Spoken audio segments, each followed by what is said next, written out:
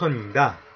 오늘은 2차 전지 및 일본 수출 규제 테마 관련주인 MK전자에 대해서 소개해 보려고 합니다. 먼저 대표자는 이진님이고요. 설립은 1982년에 하였습니다. 또한 상장은 1997년에 하였습니다. 다음으로 투자 포인트 몇 가지를 말씀드리겠습니다. 첫 번째, 2차 전지 관련주 및 일본 수출 규제로 인한 소부장 수혜주. 기사에 따르면 MK전자는 본딩 와이어 세계 점유 1위이며 반도체, 패키지, PCB 기판을 접착하는 재료인 솔더블은 3위를 할 정도로 기술력을 가지고 있다고 합니다. 참고로 본딩 와이어는 머리카락 평균 굵기의 10분의 1 정도 되는 미세 금속 선으로서 반도체 리드 프레임과 실리콘 칩을 연결하여 전기적 신호를 전달하는 부품입니다. 또한 MK전자는 2차 전지 음극 소재 등을 개발 중에 있다고 합니다. 따라서 MK전자가 2차 전지 테마주에도 속해 있음을 알 수 있습니다. 기사들을 보시면 여기 본딩 와이어 세계 점유 1위, 반도체 패키지 PCB 기판을 접착하는 재료인 솔더블 역시 3위라고 되어 있고, 반도체 칩이 탑재된 전 세계 대부분의 IT 제품에 이 제품들이 들어가는 셈입니다. 라고 되어 있죠. 또한 2차 전지 음극 소재 등 신제품을 개발 중인 것으로 나와 있습니다. 다른 기사를 보시면 이거는 이제 2차 전지 테마를 나타낸 기사인데요. 이 강세 토픽 2차 전지 소재 부품 테마주, 삼진 L&D, 영화테크 이런 것들이 있는데, 이 테마군들 중에서 밑에 보시면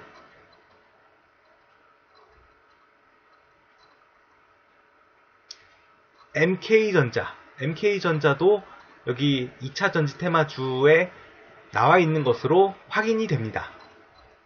그리고 또 다른 기사를 보시면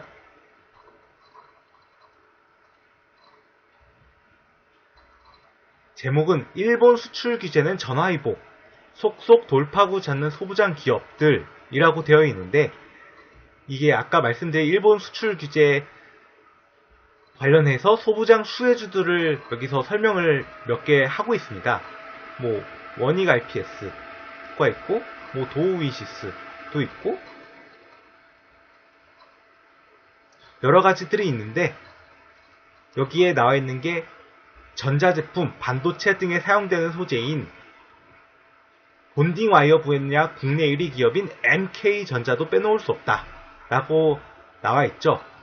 또한 MK전자는 일본 기업이 시장을 선점한 은합금 와이어 개발에 뛰어들었다 라고 하고, 자본력 부족에 애를 먹었지만 일본 수출 규제에 따른 정부 지원을 받으면서 날개를 달았고 라고 나와 있는 것을 보아 정부 지원도 받고 있는 것을 확인할 수 있습니다.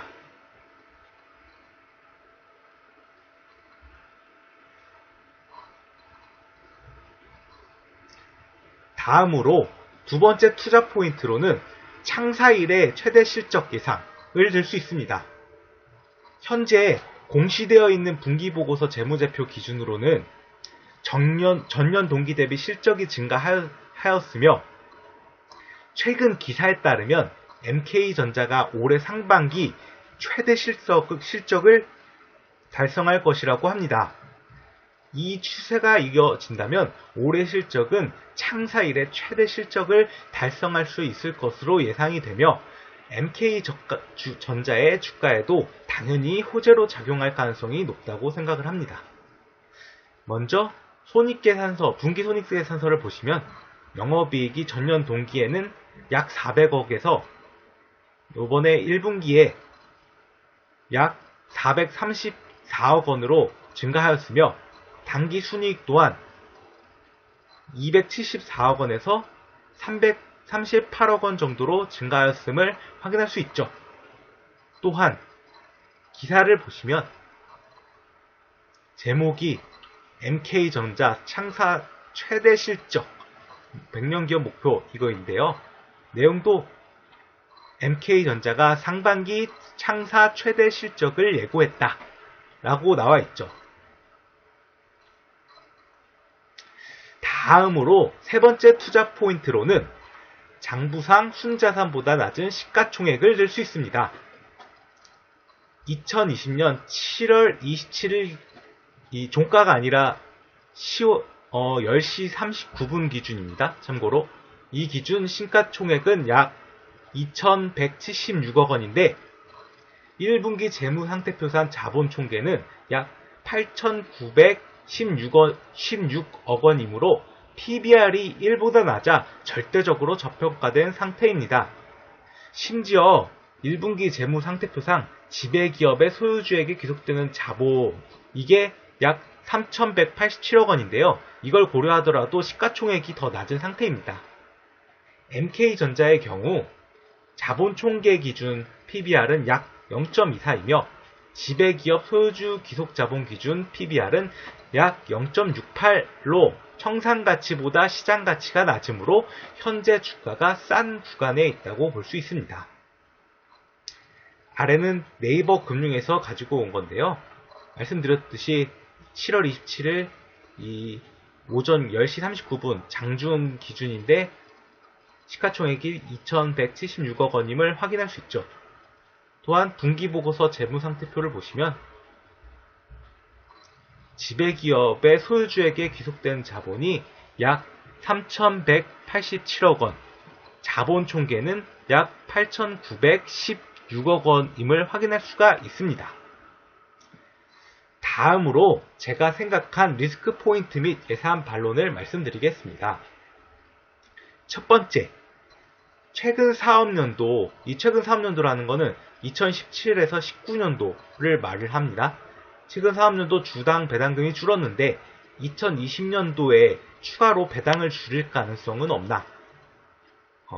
이에 대한 답변으로는 과거 3년 동안 주당 배당금이 줄었던 원인은 단기 순이익이 감소하였기 때문으로 생각을 합니다. 하지만 앞서 언급하였던 것처럼 MK전자가 2020년에 최대 실적을 달성한다면 주당 배당금 또한 증액할 것으로 생각을 합니다. 밑에는 네이버 금융에서 가지고 온 자료인데요. 17년에서 19년도로 갈수록 단기 순이익 또한 줄었으며 1,480억에서 769억 원으로 줄었으며 주당 배당금도 140원에서 40원으로 이렇게 줄었음을 확인할 수 있습니다. 두 번째 리스크 포인트 및 예상 반론은 최근 52주 신고가를 찍는 등 차트상 고점인 것 같은데 투자하는 것이 맞는지에 대한 답변으로는 이거는 제가 차트를 보면서 말씀을 드리겠습니다. 이것은 MK전자의 일봉 차트입니다. 현재 보시면 지금 나와 있는 게 18년도 12월부터니까 이 2020년 7월 20일자로 1150원이 52주 신고가임을 알 수 있습니다. 최근에 찍었죠? 지금은 좀 내려가서 이렇게 조정받고 있는 걸로 보이긴 하는데 이것을 약간 늘려보면은 이 17년도 9월 14일에 1375원이 750원이 역사적 신고가임을 알 수 있습니다.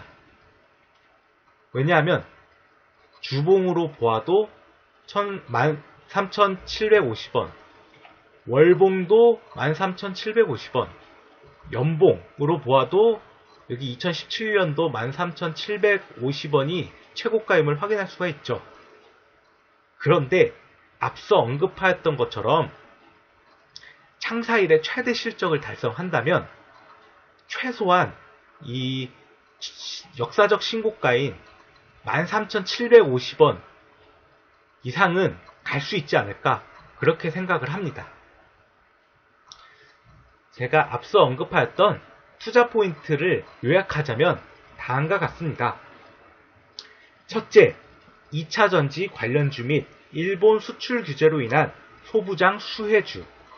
둘째, 창사 이래 최대 실적 예상. 셋째, 장부상 순자산보다 낮은 시가총액입니다. 이상으로 MK전자에 대한 기업 분석 영상을 마치겠습니다.